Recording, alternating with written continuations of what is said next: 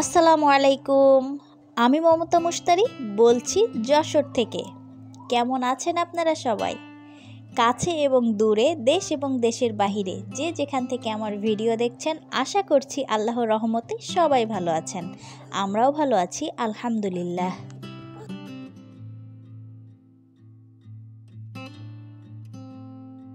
আজকের ভ্লগ বা ভিডিওটা শুরু করছি খুব সকাল থেকে। খুব সকাল মানে দেখে বুঝতেই পারছেন, বাচ্চাদেরকে স্কুলে নিয়ে যাচ্ছি। আর এখন সারা দেশের রুটিন অনুযায়ী বাচ্চাদের স্কুল কিন্তু 7টার মধ্যে শুরু হয়ে যাচ্ছে। আমার বাচ্চাদেরও তার ব্যতিক্রম নয়। পুটুলি বাবার চোখ মুখ দেখে নিশ্চয়ই বুঝতে পারছেন সে শারীরিকভাবে একটুও সুস্থ নেই। কয়েকদিন ধরে কি যেন হয়েছে, ও ঠান্ডাজনিত সমস্যায় ভীষণভাবে অসুস্থ হয়ে থাকছে। গত কয়েকদিন দিনে যেমন তেমন, রাত হলেই যেন ঠান্ডাজনিত সমস্যা যেহেতু রাতেই বাড়ে, আর ও বিগত 3-4 দিন ধরে রাতে একদমই ঘুমাতে পারছে না। তাই বাচ্চাদেরকে স্কুলে নামিয়ে দিয়ে আমি পুটুলি বাবাকে নিয়ে চলে যাচ্ছি হসপিটালে। আমরা এত সকাল সকাল বাসা থেকে এসেছি যে এখনও শহরের ডাস্টবিনগুলো থেকে ময়লা পৌরসভার লোকজন এসে নিয়ে যায়নি। আর তারই মধ্যে আমরা গুটি গুটি পায়ে সমস্ত কিছু দেখতে দেখতে চলে এসেছি যশোর 250 শয্যা জেনারেল হাসপাতালে।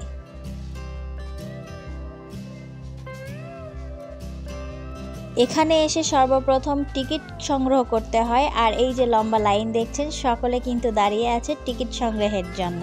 তো আমি এখানে পুটুলি বাবাকে নিয়ে দাঁড়িয়ে থাকতে না পেরে পাশের মোটরসাইকেলে ওকে বসিয়ে দিয়েছি। আর ও যেহেতু মোটরসাইকেল খুব বেশি পছন্দ করে, চুপচাপ বসেও আছে। আর ওই যে দূরে দেখা যাচ্ছে ক্লপসিবল গেট, ওইখান থেকেই মূলত টিকিটটা দেবে সবাইকে।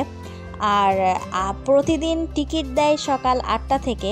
আর আজ সাময়িক বিলম্বের কারণে 8টা 30 থেকে টিকিট দিয়েছে। ওই যে যখন বলে বিপদে পড়ে তাড়াতাড়ির প্রয়োজন হয়, তখন সব কিছুই যেন দেরিতে হয়। কষ্টে শিষ্টে একটা টিকিট জোগাড় করেছি বটে, তবে ভিতরে এসে যেই ভিড় আর যেই লাইন দেখছি, তাতে তো মনে হচ্ছে না আমি ডাক্তার দেখাতে পারবো।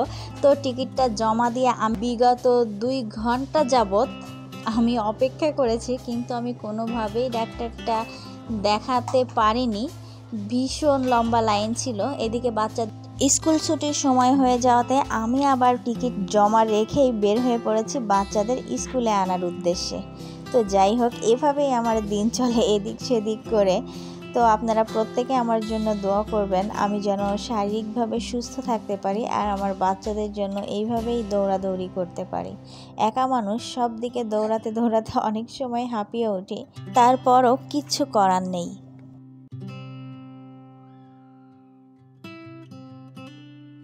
বেশ কিছুদিন ধরেই আমরা নানান সুবিধা অসুবিধার মধ্য দিয়েই দিন পার করছিলাম। দেশটা যখন আবার একটু করে সেট হতে শুরু করেছে বা স্বাভাবিক হতে শুরু করেছে, ঠিক আবার সেই সময়ই আমাদের দেশে বন্যা এসে দেখা দিয়েছে, যেটা আমাদের জনজীবন একেবারেই বিপর্যস্ত করে দিয়েছে। তারপরও সমস্তটাই আল্লাহর ইচ্ছা, মেনে নিতেই হবে। তবে এই বিষয়টা আমরা না, যারা ভুক্তভোগী আছেন তারাই বুঝতে পারছেন তারা কিসের মধ্য দিয়ে জীবনযাপন করছেন।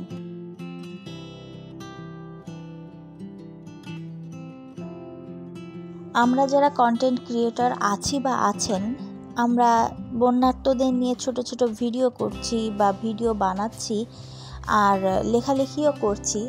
আমরা তারা মনে করছি যে হয়তো আমাদের দায় এতটুকুই, কিন্তু আসলেই কি তাই?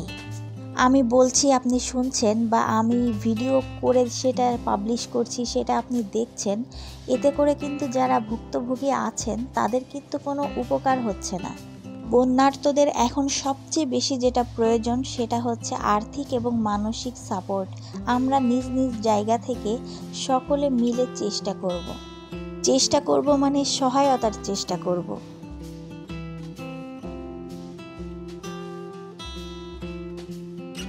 আপনার আমার কতটুকু সামর্থ্য আছে সেটুকু আপনি, আমি এবং আর জানেন আল্লাহ। তাকে সন্তুষ্ট করার জন্য তার বান্দাকে সহায়তা করা এই মুহূর্তে আমার মনে হয় আমাদের উচিত।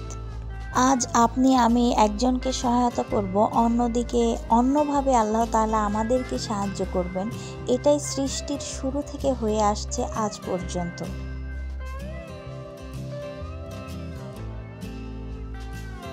আর হ্যাঁ, আপনাকে একটা কথা মাথায় রাখতে হবে, আপনাকে কে কি বলল সেটা কিন্তু খুব বেশি জরুরি। দান সদকা কিন্তু প্রকাশ্যেও করা যায়, গোপনেও করা যায়, যে যেভাবে করেন আর কি। ঠিক যেভাবে আপনার ভালো লাগে, আমার ভালো লাগে, আমরা ঠিক সেভাবেই করে যাব বা করে যাওয়ার চেষ্টা করব। এই মুহূর্তে দাঁড়িয়ে আপনি কোনো নাম যশ খ্যাতির আশা করবেন না বা করার কোনো প্রয়োজনও নেই। এই মুহূর্তে দাঁড়িয়ে লক্ষ্য হওয়া উচিত একটাই, যারা বিপদগ্রস্ত আমরা তাদেরকে উদ্ধার করতে চাই। আর বন্যার্তদের ক্ষেত্রে যেটা হয়, বন্যার সময় যে ক্ষয়ক্ষতি হয় সেটার থেকে বন্যা পরবর্তী সময়ে যে ক্ষয়ক্ষতিগুলো প্রকাশ পায় সেগুলো পূরণ করাটাই বেশি কষ্টসাধ্য হয়ে যায়। আর যদি আমরা এভাবে আমাদের সাহায্যের হাত বাড়িয়ে দেই তাহলে ইনশাল্লাহ বন্যা পরবর্তী সময়ের ক্ষয়ক্ষতি পুষিয়ে আবার সমস্ত কিছু স্বাভাবিক হতে শুরু করবে ইনশাল্লাহ।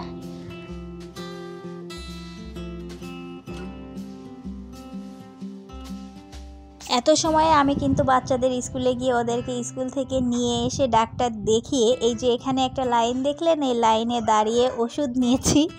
আর তারপর এখন বাসার দিকে রওনা হচ্ছি। আর আমি যখন ভিডিওটা ধারণ করেছি তখন ছিল কোটা আন্দোলন চলছিল তখনও।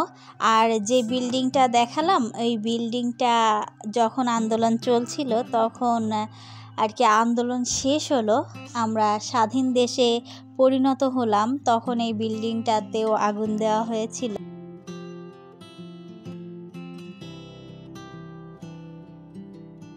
পুটুলি বাবার শরীরটা বেশি ভালো না থাকায় আমি সকালে তেমন কোনো রান্নাবাড়াই করে যেতে পারিনি। বাচ্চারা নামমাত্রই খেয়ে বাসা থেকে বের হয়ে স্কুলে গেছিলো।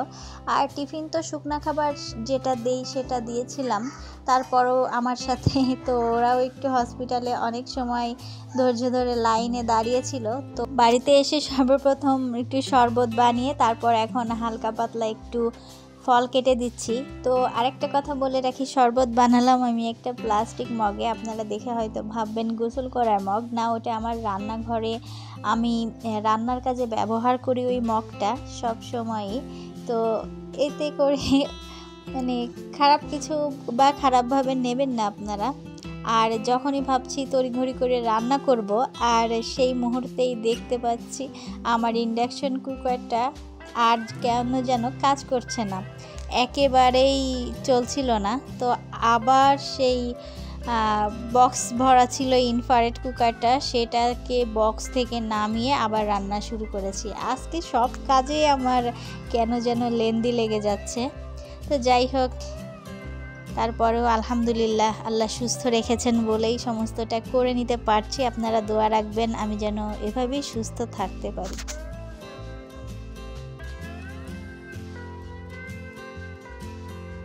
আমি জানি না আপনি আমার ভিডিওটা এখন পর্যন্ত দেখছেন কি না।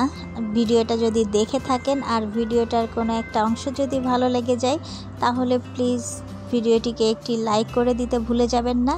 আর আপনি যদি আমার চ্যানেলে নতুন হয়ে থাকেন আর এই ধরনের লাইফস্টাইল ব্লগ যদি আপনার পছন্দ হয়ে থাকে তাহলে চাইলে চ্যানেলটি সাবস্ক্রাইব করে রাখতে পারেন।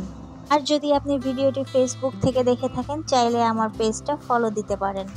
আর আপনি কাজগুলো যদি অলরেডি করে ফেলে থাকেন তাহলে আপনাকে অসংখ্য ধন্যবাদ।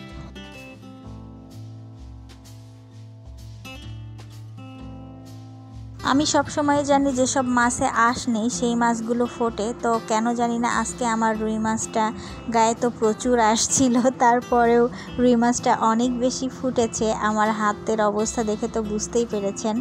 আর আমি মাছ ভুনার ক্ষেত্রে কি করি, আগে মশলাটা সুন্দর মতো, শুকনো মশলা হোক বা ফ্রোজেন মশলা হোক, সমস্ত মশলাটাই সুন্দর করে আগে পানি দিয়ে চেষ্টা করি কুসুম গরম পানিতে ভিজিয়ে রেখে তারপর সেই মশলাটা ব্যবহার করতে।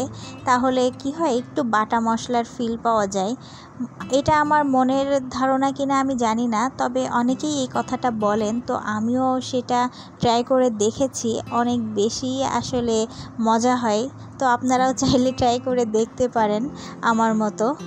এখন জানি না আপনাদেরও সেটা মনের ধারণা হবে কি না, আসলেও মজা লাগবে। আর এখানে আমি মাছে একটু ফ্রোজেন টমেটো দিয়েছি। আবার এদিকে রান্না করতে করতে মুষলধারে বৃষ্টি শুরু হয়ে গেল। রান্না শেষ হতে না হতেই বৃষ্টিও শেষ হয়ে গেছে আর রোদও উঠে গেছে।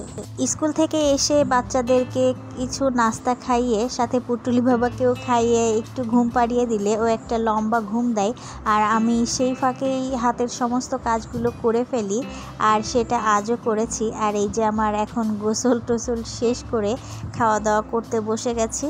আজকের ভিডিওটা এখানেই শেষ করে ফেলছি। আল্লাহ হাফেজ, আসসালামু আলাইকুম।